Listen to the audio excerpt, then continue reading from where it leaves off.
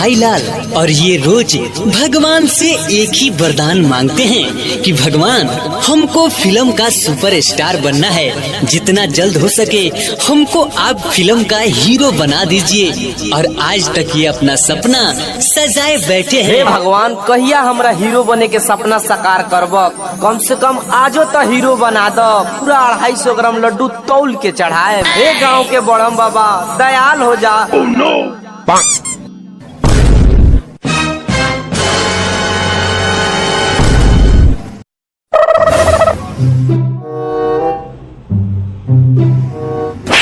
हमरा सब करता रहा बा कोई गवाही। काम करना काज के दुश्मन अनाज के वहीं से आओ तो टप डिटल तोरा खेले वाला कोई नहीं जाना।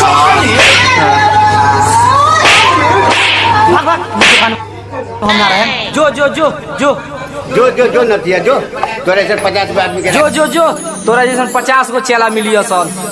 हे भगवान अब तू ही बाड़ा, अब तू ही कोनो उतार लेके भेजा कोनो डायरेक्टर के। हे भगवान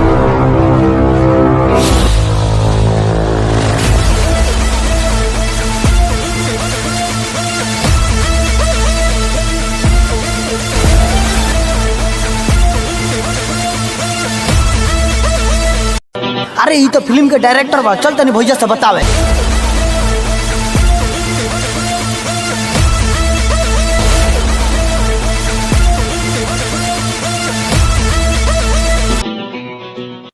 एक रेजा दिले ऐसन दा फिल्म बन जाए।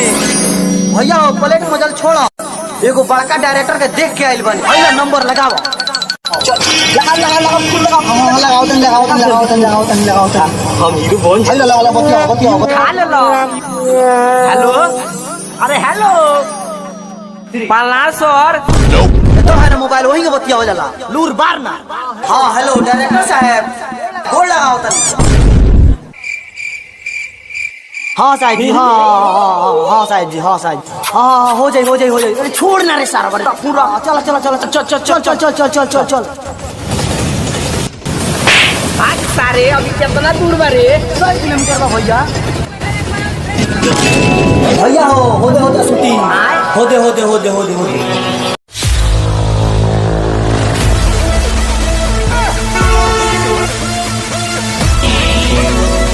डायरेक्टर साहब हम लोग हीरो के लिया दिन।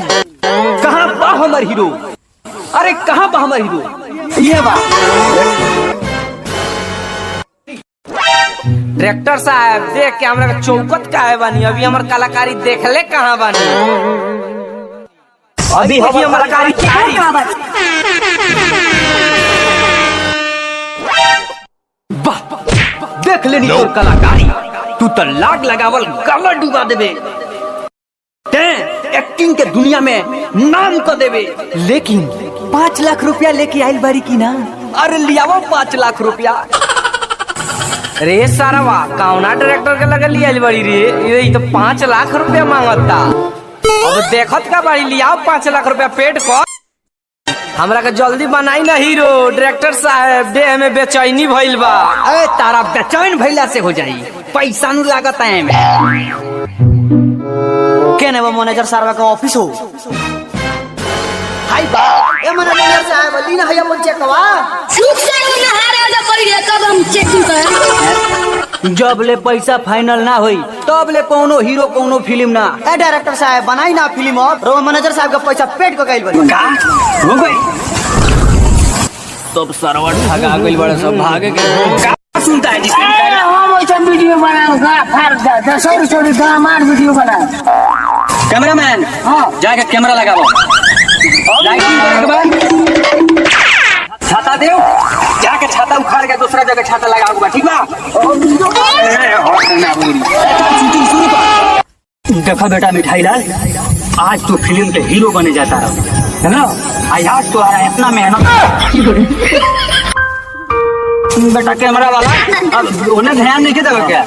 अब कैमरा वाला कैमरा होने लगाओ जाके कैमरा होने। बेटा मिठाई लाल तुम्हारा एगो अगला नारी के, तुम्हारा एगो जवान लड़की के बेटा मिठाई लाल तुम्हारा भैया वाला नारी के बचा ले बा। हम बचा लेम डायरेक्टर साहब, हम बचा लेम। अभी नहीं बचावे के। आ ट्रेन जैसे आई ट्रेन आयो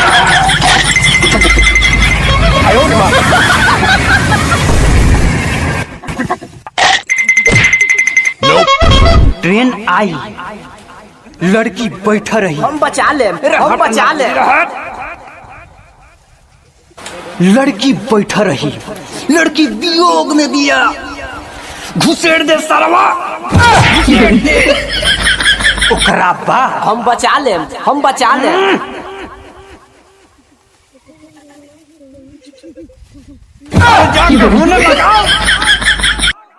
बेटा हाँ तारा हीरोइन के पकड़े के बा, पकड़े के बा। तोहरा हीरोइन के पकड़ के जैसे ट्रेन आई ओहो पार हो जाए के बा, लेके भाग जाएगा। बाकी तू तैयार बड़ो न? कैमरा उल्टा के हम पक्का तैयार बानी। भैया पक्का तैयार बा। 5 लाख रुपया फिर बाद में हम ना दें भाई। फिल्म बना दें तो 5 लाख रुपया बनाओ कि ना? हमरा हीरो बने के बाद भैया हीरो बनी हो। ठीक बा ठीक बा। जा जा हम लेके बढ़ो। ओवर एक्टिंग देखे करे के सारे ओवर एक्टिंग ऐसे ही फिल्म बनाई। बाकी तू सब समझता है लेके सारा कैमरा उमरा निकल जाएगी। ओए में तो हमने को माला यो ओवर एक्टिंग देखे करे के बन जाए। चल शूटिंग शुरू। मुंह में ना हूँ कुछ कैसे डायरेक्टर बार से हमने फिल्म ना बनावला। बेटा मिठाई डाल।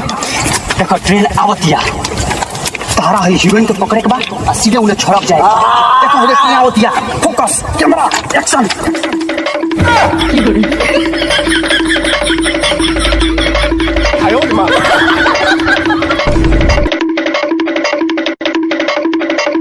Light camera action. सारे एकनी के प्यार मोहब्बत होके दे समेट सारा सामान लेके निकल न रे। लाखों में एक पवले बानी हम तोहके रानी। लाखों में एक पवले बानी हम तोहके रानी। भैया सारा डायरेक्टर सर वो पैसा लेके भाग गई।